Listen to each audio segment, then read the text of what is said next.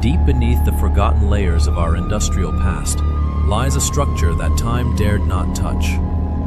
For decades, it remained buried in silence, until today. Sealed, rusted, and guarded by the earth itself.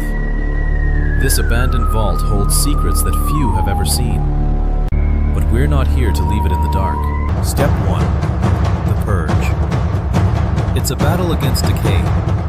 Years of mold, mud, and oxidation are being stripped away to reveal the raw, cold steel hidden underneath. The sound of the grinders cutting through decades of neglect. It's not just cleaning, it's a resurrection. We're peeling back the layers of a dying world. Concrete doesn't lie. Every crack, every structural failure is being addressed. Welding the bones of this chamber back to life, spark by spark, heat by heat. It's an industrial symphony. From the ceiling to the floor, we're building a foundation that will house something truly unthinkable. The mechanism is stiff, seized by time. But with precision, we're teaching this giant how to move again. The gate is finally ready to open.